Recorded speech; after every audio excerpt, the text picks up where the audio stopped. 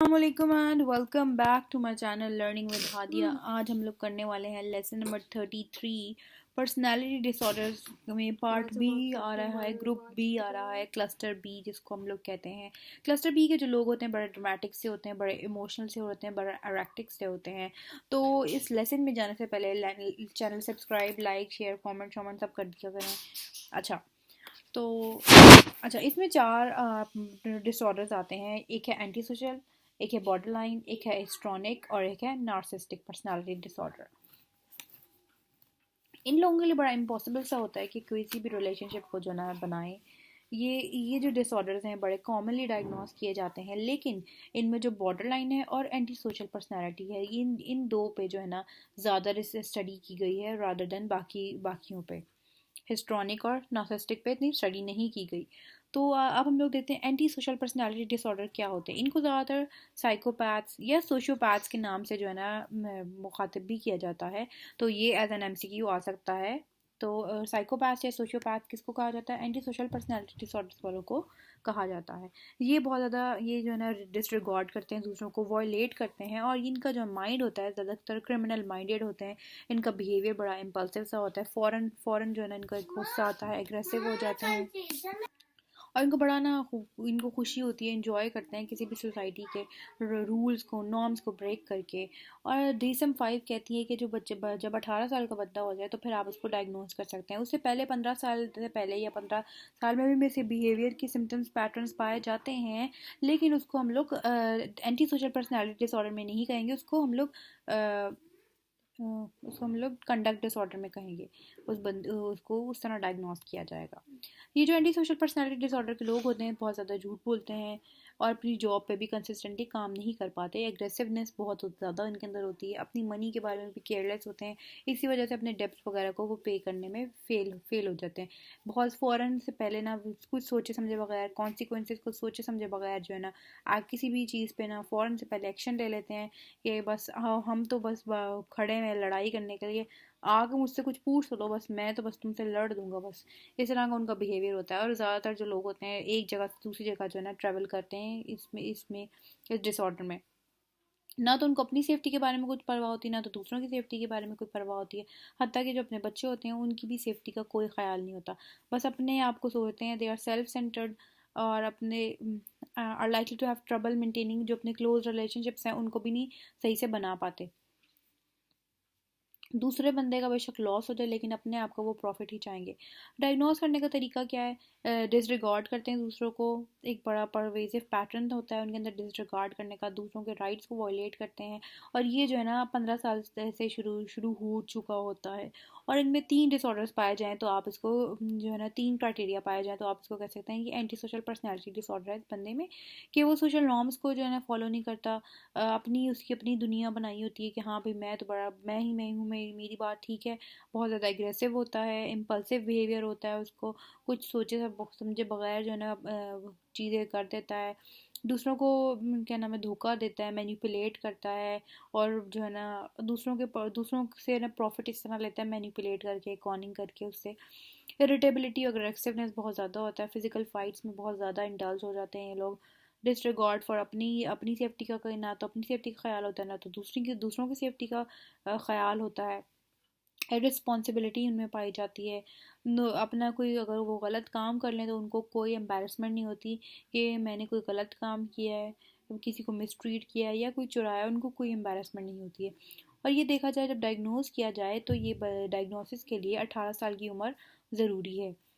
और 15 साल में जो है ना 15 साल से पहले पहले या 15 साल तक जो है ना उनके अंदर कंडक्ट डिसऑर्डर, जो कि हम लोगों ने मिसबिहेविंग पैटर्न्स देखे हैं, तो वो कंडक्ट डिसऑर्डर कहा जाता है उनको फिर। और देखें कि जो अक्रंस है anti social behaviour is not exclusively during the course of schizophrenia और बाइपोलर डिसऑर्डर। आगे आ रही है बॉर्डर लाइन पर्सनैलिटी डिसऑर्डर।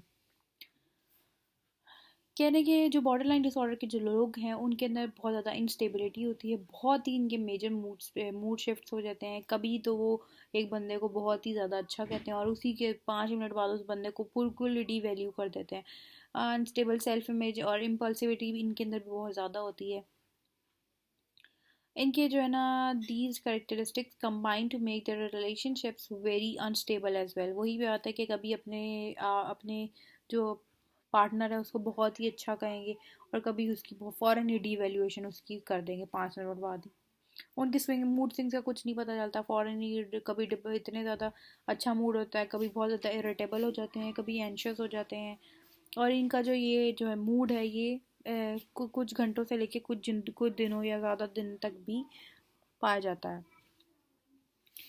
और वो उनकी जो इमोशंस हैं अपने इर्द गिर्द के माहौल से बड़ा कन्फ्लिक्ट करते हैं, फिजिकल एग्रेशन में पाई जाती है, वायलेंस पाई जाती है। They direct their impulsive anger inward and inflict bodily harm on themselves. और ज़्यादातर ये अपने आप को एम्प्टीनेस, इनकी जो फीलिंग होती है ना, डीप एम्प्टीनेस, अपने आप को लोनली लोनली सा फील करते हैं क्योंकि इनका अग्रेसिव इतना बिहेवियर होता है, इतना इम्पल्सिव बिहेवियर होता है, तो ज़्यादातर ये अकेले ही रहते हैं। अगर इनको डायग्नोज करने के लिए देखा जाए तो इनका वही परवेजिव पैटर्न होता है इंस्टेबिलिटी का। इनके रिलेशनशिप्स इनसे नहीं मेंटेन कर पाते ये लोग। इनका सेल्फ इमेज और अफेक्ट्स एंड मार्क्ड इम्पल्सिविटी इनके अंदर पाई जाती है। और इनके अंदर 5 से ज़्यादा डायग्नोस्टिक क्राइटेरिया हो तो हम लोग डायग्नोज कर सकते हैं ये बॉर्डरलाइन जो है ना पर्सनालिटी डिसऑर्डर है। यही कि जो है ना किसी भी अपने रिलेशनशिप में कोई भी अपने स्पाउस को एकदम से बहुत ज़्यादा आइडियलाइजेशन करते हैं कि भाई तुम्हारी ना होते तो मेरी तो ज़िंदगी ही ना कुछ होती, ये वो बहुत ज़्यादा उसको एकदम से बहुत ज़्यादा ऊपर उठा देते हैं और उसके 5 मिनट बाद आप देखें तो उसको डिवैल्यू कर देते हैं कि मेरी तो ज़िंदगी में तो किसी अजाब में फंस गई, मैं तो किस अजाब में फंस गया, तुमसे शादी कर गई, ये वो इस तरह की बात। 10 मिनट बाद वो शुरू और वो कहेगा अगला बंदा अभी तो ये कह रहा था और अभी ये क्या क्या हो क्या रहा है, इस तरह की बात है। और जो रियल रियलिटी होती है ना उसको उससे ना वो दूर जाना चाहते हैं। Identity disturbance, markedly and persistently unstable self image और सेंस ऑफ सेल्फ। इम्पल्सिविटी इनके अंदर बहुत ज़्यादा होती है कि अपने आप को हत्या के इतना इतना वो अपने आप को भी डैमेज कर सकते हैं कि impulsivity in at least 2 areas that are potentially self damaging. कि इतनी रेकलेस किस्म की ड्राइविंग करेंगे या कुछ तरह का खाना इस तरह खाएंगे कि जो है ना अपने आप को ही नुकसान पहुंचाएंगे वो लोग। सुसाइडल बिहेवियर होगा या इस तरह के गेस्चर्स होंगे कि अपने आप को सुसाइड करने का थ्रेट्स वगैरह देगा, इस तरह की चीज़ें होंगी उसके अंदर। Affective instability due to a marked reactivity of mood, chronic feeling of emptiness, फिर एंगर होगी, डिफिकल्ट कंट्रोलिंग एंगर हो गई उनके अंदर। फिर स्ट्रेस रिलेटेड पैरानॉइड आइडिएशन और स्क्वेयर डिसोसिएटिव सिम्टम्स उनके अंदर पाए जाएंगे। उसके बाद आ रहा है हिस्ट्रॉनिक पर्सनैलिटी डिसऑर्डर। इनको किसी ज़माने में हिस्टीरिकल पर्सनैलिटी डिसऑर्डर भी कहा जाता था। ये लोग बहुत ज़्यादा इमोशनल होते हैं, इमोशनली चार्ज्ड भी कहा जाता है, ये एज एन एमसीक्यू भी आ सकता है। And continuously seek to be the centre of attention. अपने आप को कहते हैं कि मैं इस तरह की, वो उनके अंदर ग्रैंडियूज टाइप के मैनर्स होते हैं, कोई इस तरह के गेस्चर्स होते हैं कि ग्रैंडियूज हमने पढ़ा था कि अपने आप को ना कुछ महान तरीके से समझाना, अपने महान तरीके से अपना जो है ना पेश करना कि मैं बहुत ज़्यादा कोई सुपीरियर इंसान हूँ। और अपने आप को सेंटर ऑफ अटेंशन जो है ना करते हैं ये लोग, इस तरह की ड्रेसिंग करते हैं या इस तरह का इनके होते हैं या इनकी लैंग्वेज ऐसी होती है कि अपने आप को जो ना किसी भी ऑडियंस में बैठे होते हैं तो सेंटर ऑफ अटेंशन अट्रैक्ट करने के लिए अपने कुछ ऐसे बिहेवियर एक्ट ऐसे करते हैं। और ऑलवेज ऑन स्टेज, और मतलब कि ऑन स्टेज ही होते हैं कि परफॉर्म कर रहे हो लोगों के सामने ऐसे कि मुझे सेंटर ऑफ अटेंशन, मुझे इंपॉर्टेंस मिले। अप्रूवल और प्रेज जो है ना इनकी जो लाइफ ब्लड होता है, अपने कहते हैं कि लोग हमें अप्रूवल करें, हमें प्रेज करें, हमें जो है ना हमारी तारीफ़ें ही करते रहें, तारीफ़ों के पुल बांटते रहें हमारे, और कोई भी क्रिटिसाइज़ ना करें हमें। और इतनी और कभी तो कभार के ना फिज़िकल इलनेस का बहाना इतना करते हैं कि वो इतना एग्जैगरेट कर लेते हैं अपनी चीज़, अपने आप को कि मैं बहुत ही बीमार हूँ ताकि उनको अटेंशन मिले। किसी भी जो है ना कोई भी माइनर इवेंट हो तो उस पर भी बहुत ज़्यादा ओवर रिएक्ट करते हैं, डिमांडिंग होते हैं, डिले ग्रेटिफिकेशन फॉर लॉन्ग। अच्छा, डायग्नोज करने का तरीका क्या है? अगर इनको किसी भी जगह पे ये लोग हैं और इनको अटेंशन नहीं मिल रही तो ये लोग वहाँ पे बहुत ज़्यादा अनकंफर्टेबल फील करते हैं। और या तो फिर ये लोग अपने अटेंशन पाने के लिए ऐसे कोई सेडक्टिव किस्म के एक्ट्स करेंगे या प्रोवोकेटिव इनका बिहेवियर होगा कि लोगों का जो है ना इनकी तरफ अटेंशन इनकी तरफ हो जाए। Rapidly shifting and shallow expression of emotions, इनका फिजिकल अपीयरेंस ऐसा करेंगे, कपड़े ऐसे पहनेंगे कि सब लोग ना मुझे ही देखें। जैसे कि अभी वो जो मेट गाला हुआ था जिसमें वो ब्लैक कलर के बिल्कुल ब्लैक ड्रेस पहन कर आ गए थे, और जैसे कि हम देख सकते हैं कि बॉलीवुड में रणवीर सिंह की एग्जांपल देख सकते हैं कि वो बिल्कुल ही डिफरेंट कलर के डिफरेंट जो है ना कपड़े पहन कर आते हैं और सब लोग इनको अजीब से क्लाउन से बन के आते हैं। तो इस तरह की चीज़ें। Has a style of speech that is excessively impressionistic and lacking in detail. उनकी स्पीच भी ऐसी स्टाइलिश होती है कि उनके अंदर डिटेल नहीं होती, लेकिन इम्प्रेशन उनका कुछ ऐसा होता है कि लोग जो है ना उनको उनकी तरफ अटेंटिव हो जाते हैं, बड़ा उनको देखते हैं। सेल्फ ड्रामेटाइजेशन होती है, theatricality and exaggerated expressions of emotions is suggestible, considers relationship to be more intimate than they actually are. Narcissistic personality disorder क्या है? ये ग्रैंडियोस की तरह ही होती है, इनको भी एडमायरेशन की बहुत ज़्यादा ज़रूरत होती है। फील नो एम्पैथी, दूसरों की तरफ कोई इनकी एम्पैथी नहीं होती, और अपनी ही सक्सेस, अपनी ही पावर, अपनी ब्यूटी की तरफ, ब्यूटी से बड़े ज़्यादा कन्विंस होते हैं, और अपनी और अटेंशन और एडमायरेशन पा चाहते हैं, अपनी अचीवमेंट्स को एग्जेगरेट करते हैं, अपने टैलेंट्स को एग्जेगरेट करते हैं, और अपने आप को सुपीरियर कहते हैं, और कहते हैं कि जो हमारे प्रॉब्लम्स हैं वो भी बड़े यूनिक हैं, और उनको सॉल्व करने के लिए, उनको किसी को बताने के लिए भी हमारे लिए हाई स्टेटस पीपल आने चाहिए, स्पेशल पीपल होने चाहिए, जिससे हम लोग अपने प्रॉब्लम्स जो है ना एसोसिएट करें या बताएं उनको। अपने फ्रेंड्स के बारे में और अपनी एसोसिएट्स के बारे में बड़े चूजी से होते हैं, और दूसरों की फीलिंग में इतने इंटरेस्टेड नहीं होते।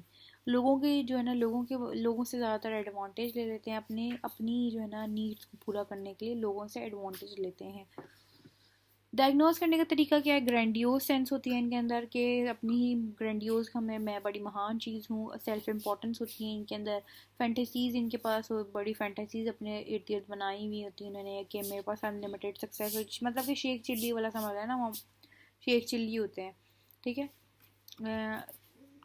कहते हैं कि मैं बड़ा स्पेशल हूँ, मैं बड़ा यूनिक हूँ, और जो मेरी प्रॉब्लम्स है वो भी बड़ी स्पेशल और यूनिक है, और हाई स्टेटस पीपल ही उनको, या इंस्टीट्यूशंस ही वो उनको समझ सकते हैं। और इनको एक्सेसिव एडमायरेशन की ज़रूरत होती है, सेंस ऑफ एंटाइटलमेंट होती है, इंटरपर्सनली एक्सप्लॉइटेटिव, लैक्स एम्पैथी, दूसरों की तरफ एम्पैथी नहीं होती, एरोगेंट होते हैं, हॉफ्टी बिहेवियर होता है, और एटीट्यूड इनके हॉफ्टी से होते हैं। उसके बाद आ रहा है क्लस्टर सी। एक मिनट मैंने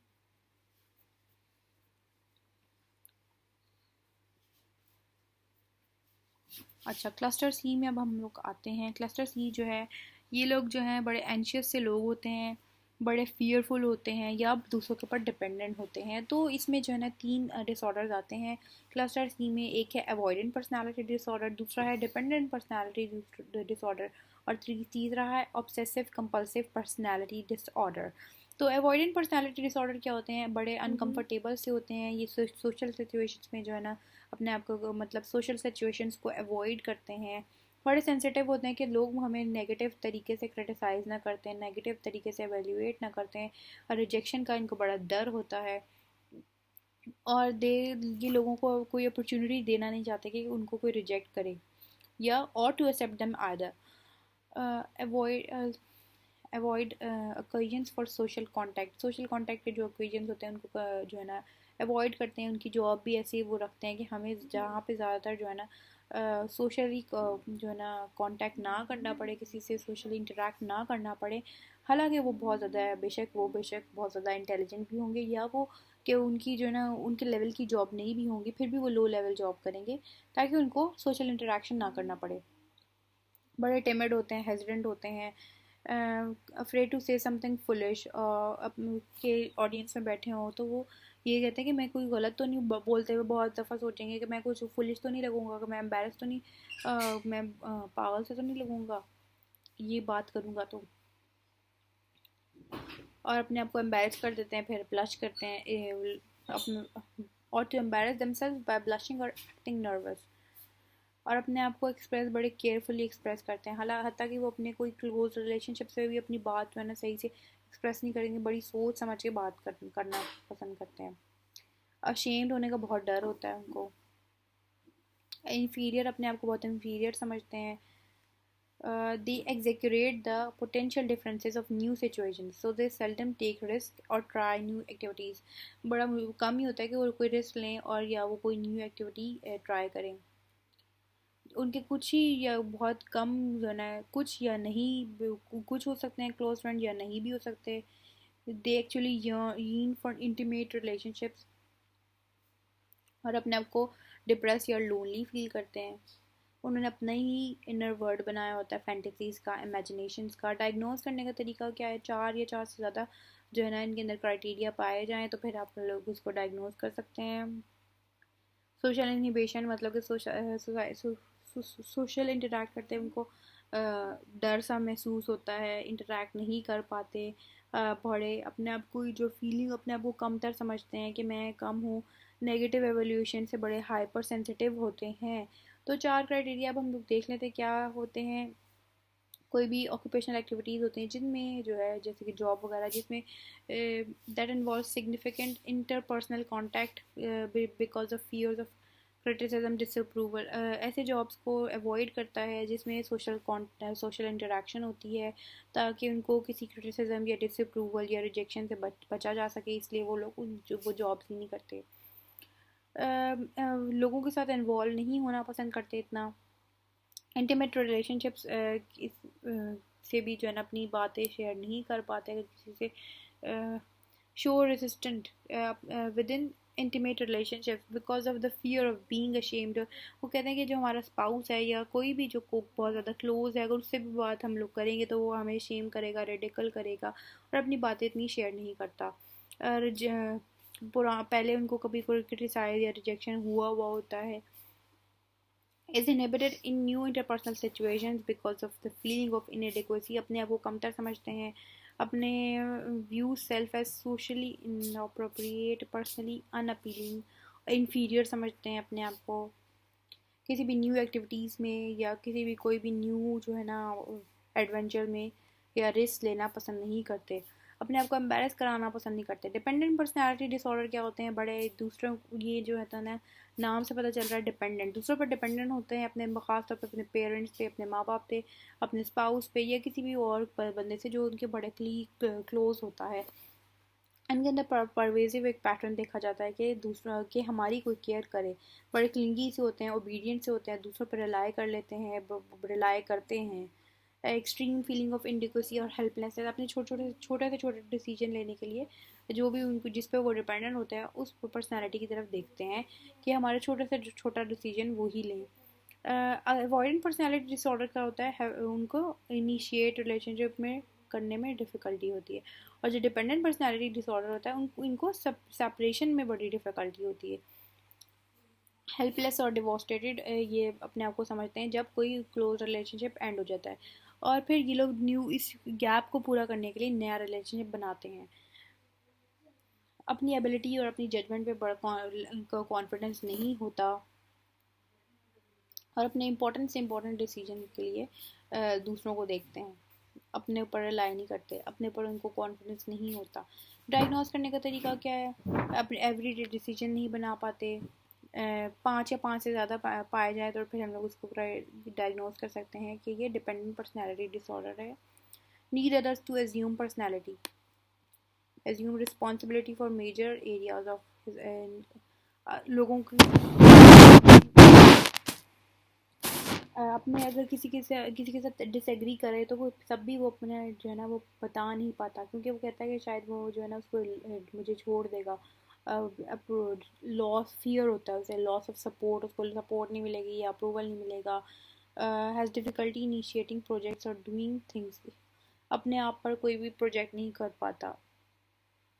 दूसरों की सपोर्ट उसकी ज़रूरत होती है. अब जब भी अकेला होता है बड़ा अनकम्फर्टेबल और हेल्पलेस से फील करता है. और जब भी दूसरी जो है ना उसको एक रिलेशनशिप एंड हो जाता है तो दूसरा रिलेशनशिप पे फ़ौरन उसको ना गैप फिल करने के लिए दूसरा रिलेशनशिप जाता है. OCPD, obsessive compulsive personality disorder, इसको OCD से ना कर दीजिएगा कंफ्यूज. ये लोग जो होते हैं बड़े ना ऑर्डर और इनको परफेक्शन की ज़रूरत वो होती है कि हम लोग किसी हर चीज़ को बड़े अच्छे तरीके से परफेक्ट तरीके से करें। और इस परफेक्टनेस को करते करते ही ये लोग अपने मेन पॉइंट ऑफ एक्टिविटी जो है ना उसको डिटेल्स को करते करते जो है ना पॉइंट ऑफ एक्टिविटी वो छोड़ देते हैं, जो मेन टास्क होता है वो नहीं कर पाते। इस वजह से जो है ना अपने जो जॉब का काम होता है वो भी नहीं कर पाते। और इस वजह से वो लोग अपने लेयर एक्टिविटीज़ और फ्रेंडशिप्स को भी खो देते हैं, वो भी नहीं परफॉर्म कर पाते। इनके बड़े हाई स्टैंडर्ड होते हैं अपने लिए भी और दूसरों के लिए भी, कभी भी दूसरों के काम से जो है ना सेटिस्फाई नहीं होते। और कभी जब भी वो टीम बनाते हैं काम के लिए तो हर वक्त जो है ना काम को जो है ना उनका काम उनको पसंद नहीं आता, क्योंकि ये बहुत ज़्यादा परफेक्शनिस्ट होते हैं। कहते हैं मेरा काम बिल्कुल ठीक है, मैं काम सही कर सकता हूँ, बाकी सब ख़राब काम करते हैं, कोई काम नहीं ठीक करता। और ये बड़े रिजिड और स्टबर्न से होते हैं। डायग्नोस करने का तरीका क्या है? Pre occupied with details, rules और लिस्ट। और ये इतने प्री ऑक्यूपाइड होते हैं डिटेल से, रूल से, कि मेन एक्टिविटी को छोड़ देते हैं। चार या चार से ज़्यादा क्राइटेरिया हो तो फिर आप उसको कह सकते हैं क्या है? परफेक्शनिज्म, जो कि टास्क कंप्लीट नहीं कर पाते ये लोग, इतने परफेक्शनिज्म के उस पे होते हैं। वर्क और प्रोडक्टिविटी से बहुत ज़्यादा डिवोटेड होते हैं कि लेयर एक्टिविटीज़ को छोड़ देते हैं। अपने बनाए हुए इनके एथिक्स और रूल्स होते हैं, उन्हीं पे चलते हैं, दूसरों की बात नहीं मानते। इन पर इतना परफेक्ट होने की कोशिश करते हैं, लोगों का काम इस वजह से इनको पसंद ही नहीं आता। और ये कहते हैं कि इनका जो स्पेंडिंग स्टाइल होता है बड़ा माइजरली होता है, कितने कंजूस होते हैं कि अपने ऊपर भी और लोगों के ऊपर, लोगों की तरफ भी बड़े कंजूस होते हैं। कहते हैं कि इतना ज़्यादा खर्च नहीं करना चाहिए, क्योंकि वो कहते हैं मनी एक बड़ी वैल्यूएबल सी चीज़ है, इसको होल्ड करके रखना चाहिए। रिजिडिटी और स्टबर्नेस शो करते हैं। तो ये था आज का लेक्चर, मिलते हैं नेक्स्ट लेक्चर में, तब तक के लिए टेक केयर, अल्लाह हाफ़िज़।